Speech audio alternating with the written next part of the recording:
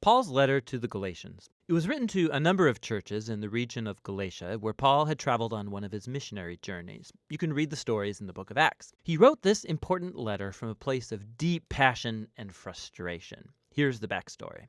Christianity began as a Jewish messianic movement in Jerusalem, but its message was for all humanity, and so it quickly spread beyond Israel. By Paul's time as a missionary, there were as many non-Jews as there were Jewish people in the Jesus movement, and this sparked a huge debate that we know about from the book of Acts chapter 15. Historically, the covenant people of God were focused in one ethnic group, Israel, and they were set apart by the practices commanded in the Torah, like circumcision of males, eating kosher, observing the Sabbath. And there were many Jewish Christians who believed that for all of these non-Jews to truly become a part of God's family, they needed to obey the laws of the Torah. And so some of these Jewish Christians ended up coming to the Galatian churches. They were undermining Paul and demanding circumcision of all these male non-Jewish Christians. And so many of them were. And when Paul found out, he was brokenhearted and angry. And this letter is the result. He first challenges the Galatians with his summary of the gospel message about the crucified Messiah. He then argues that this gospel is what creates the new multi-ethnic family of Jesus and Abraham. And then he shows how this gospel is what truly transforms people by the presence and power of the Spirit. He opens by expressing his bewilderment that the Galatians have embraced a different gospel. It's the one promoted by these Christians who badmouth Paul and demand circumcision. So Paul first defends the authenticity of his message and authority as an apostle. He was commissioned by the risen Jesus himself to go to the non-Jewish world. Remember the story from the book of Acts. Paul says it was only later that he went to Jerusalem to consult the other apostles like Peter or James. And when he told them he wasn't requiring non-Jewish Christians to be circumcised or eat kosher, they were in full support. But this tension ran deeper. Peter had come to Antioch to visit and see all of these non-Jewish Christians, and he was eating and mingling with them.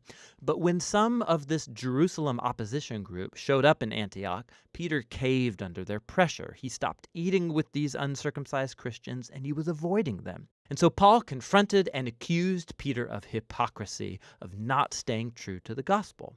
For Paul, demanding these new Christians to become circumcised and Torah observant, it's wrong-headed for all kinds of reasons. First of all, because it's a betrayal of the gospel. Or in his words, people are not justified by the works of the Torah, but rather by the faith of Jesus the Messiah. And we have faith in the Messiah Jesus.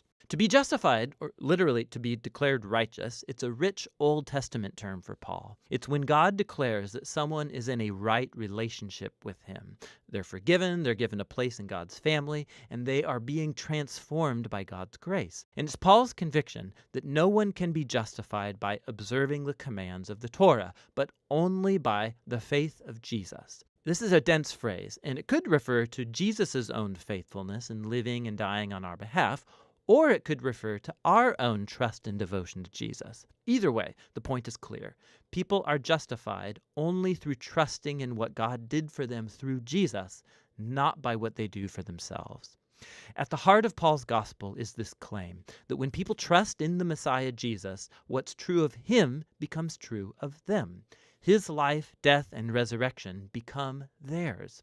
Or in his words, I've been crucified with the Messiah, and it's not I who come back to life, it's the Messiah living in me.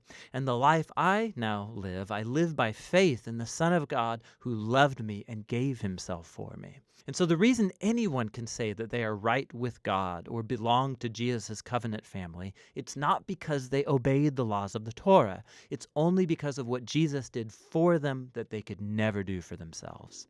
Now, this profound understanding of what Jesus accomplished, it has huge implications for who can now be included in God's covenant family and for what it means to live as a member of that family.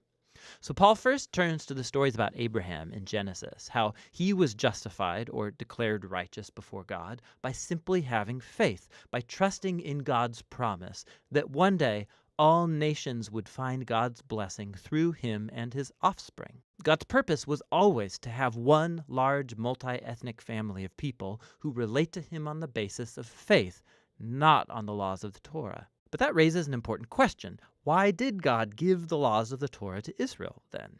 Here, Paul offers a very brief and dense explanation that he will later fill out in his letter to the Romans. He observes that the laws of the Torah were given to Israel at Mount Sinai long after God's promise to Abraham. And if you read the Torah carefully, he says, you'll see that God always intended the laws to be a temporary measure. He says the laws had both a negative and a positive role. Negatively, the laws acted like a magnifying glass on Israel's sin. They exposed how Israel shared in the sinful human condition, constantly rebelling against God's law. And so the law, which is good, ended up pronouncing Israel guilty and all humanity with them. Or in his words, the laws imprisoned everyone under the power of sin. But the laws also had a positive role. They acted like a strict school teacher that kept Israel in line until the coming of the promised offspring of Abraham, the Messiah. And once the Messiah came, he fulfilled the purpose of the laws on Israel's behalf. Jesus was the faithful Israelite who truly loved God and neighbor. And as Israel's king, he died to take the curse and consequence of Israel's failure into himself and bring redemption. And so now through Jesus, the offspring of Abraham, God's blessing can come to all people, regardless of their ethnicity, social status, or gender. For Paul, requiring Torah observance from non-Jewish Christians, it makes no sense. It's acting as if Jesus didn't fulfill God's promise or deal with our sins. It neglects the new freedom gained for us through Jesus and the gift of the Spirit, and it limits God's promise and blessing to one ethnic family. But, Paul's opponents might argue, the laws of the Torah, they're a proven guide to living according to God's will. How will non-Jewish Christians learn this? Paul responds in chapters 5 and 6 by describing how Jesus' transforming presence through the Spirit is the key. The laws of the Torah are good. They're wise, Paul says. In fact, they can all be summarized, as Jesus did, in the command to love your neighbor as yourself. But the laws, good as they are, they did not give Israel the power to obey them. In contrast, the good news is that Jesus did fulfill the laws on our behalf, and now he lives in us through the Spirit, making his people into new humans who fulfill the law by loving others. So Paul goes on to contrast this old and new humanity. The habits of the old humanity are obvious. These are behaviors that dehumanize people, they destroy relationships and whole communities. And while the laws of the Torah prohibited these behaviors, Jesus actually put them to death on the cross. So when a person trusts in Jesus and lives in dependence on the Spirit, his life becomes theirs and produces what Paul calls the fruit of the Spirit. This is Jesus' way of life that he wants to reproduce in his family so that they become people of love, joy, peace, patience, kindness, goodness, faithfulness, gentleness, and self-control. But this fruit isn't automatic, Paul says. It requires cultivation, just like real fruit. Or in his words, if we live by the Spirit, we have to keep in step with the Spirit. This requires intentionality.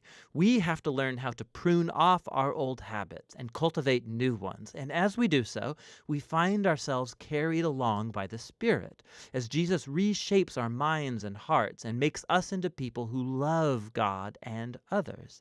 And in this way, Jesus' people fulfill what Paul calls the Torah of the Messiah. In the end, Paul concludes, this requirement for Christians to become Torah observant or be circumcised, it's an adventure in missing the point. What really matters is God's new creation, this new multi-ethnic family of the Messiah, people full of faith in Jesus who are learning to love God and others in the power of the Spirit. And that's what the letter to the Galatians is all about.